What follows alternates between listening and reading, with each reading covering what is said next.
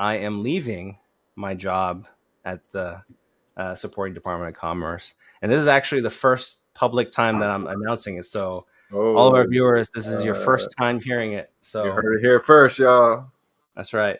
I am I I have several offers. And I actually started pursuing work I'm doing some 1099 work with potential transition to a W-2 role for a company. I won't mention it specifically, but it's a great opportunity.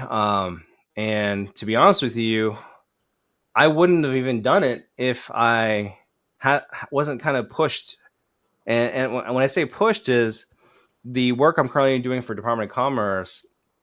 It's on a contract on a program that is coming to an end. We had worked successfully for the full length of the contract, which was 5 years. We are well beyond it. We've been running on long-term extensions. We're at year 6+ now. So I'm very proud of that. It really is testament to the hard work we've been doing.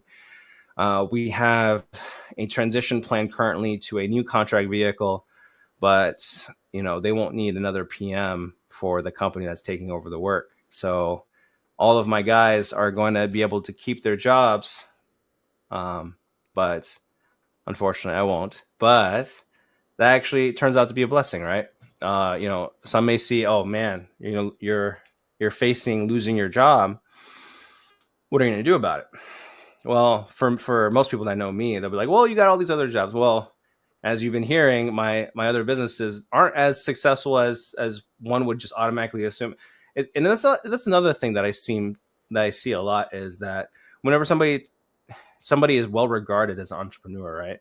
Mm-hmm. They're magically just successful. Anything they touch. Oh, I started this business. Okay, it's automatically successful. But that's not the case. For example, I have another business, which I'm actually part of a nationally acclaimed leadership team. It's not me leading it alone. There are many executives that make up the board, and this business has been going on for, I want to say, years now, and we have not turned a profit yet. And the thing is these businesses take time. And also, not only did they not make profit yet, they've actually cost money. I've spent my personal money to help build the business to make it go forward. But businesses that you're creating yourself, it doesn't necessarily succeed. And even if it is poised to succeed, it won't do so immediately. That's a lot of the time. It'd be great if it does. Some businesses do become immediate successes, but that's not always the case. And I would dare say that's not the case most of the time. So, yeah.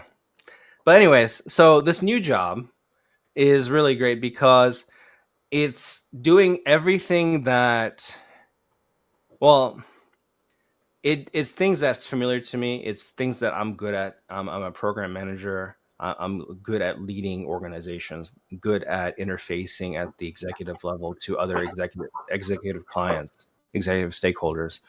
But it also wanted me to do a lot of the business proposal, the BD, business development side, right?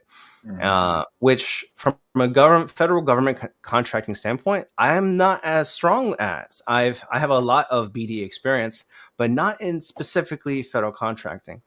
And one of the things that is unique to federal contracting is if you're pursuing a contract, let's say I'm a company, let's say the government, a government department wants XYZ work, right? And they're considering all these different companies, and I'm one of the companies that's bidding for this work, right? One of the things that we have to do is called orals. Now, for all our viewers in the DC metro region, at least the term should be familiar with you if you haven't done it yourself. And quite in fact, those that have done it are pretty valuable, right? Because that's how you win. That's a good portion of how you win contracts. So the orals is exactly as the name implies. You are orally speaking. You're giving an oration to the government stakeholders, to the contracting, the KO, contracting officer, or the and or the core, the contracting officer representative, and all the other stakeholders that is deemed necessary from the federal side. And they're going to hear you present your case. And usually it comes in different formats. I've done all sorts of orals, from, hey, you're giving a speech and there's no slides. I've given presentations with slides. I have been in situations where the government said, okay, everyone needs to not be able to show any notes or anything like that. You have to be able to speak off the cusp. You have to collaborate with your team of subject matter experts in the room to give a proper response. We've had situations where they would give us questions and we have to just answer it, right? Both prepared and unprepared.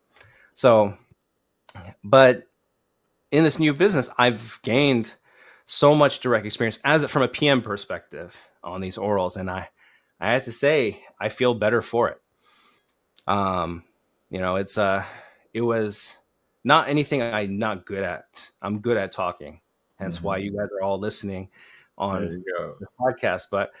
But I would say that it's something that I was nervous about. I was genuinely nervous about, and I think that's the case for anything new you do.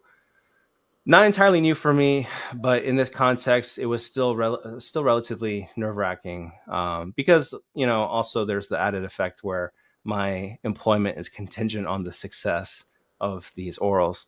So we'll see how that goes. And I would recommend to all of our viewers that, in addition to the RID principle, always ask yourself, on a quarterly, biannual or annual perspective, am I comfortable professionally? And if the answer is yes, then you might need to do something else. Not like change your entire life, like different, but like maybe it's time to move to a different job, a different position, maybe try to ask for a raise. Do something that's outside of your comfort zone, because otherwise you're going to be stuck.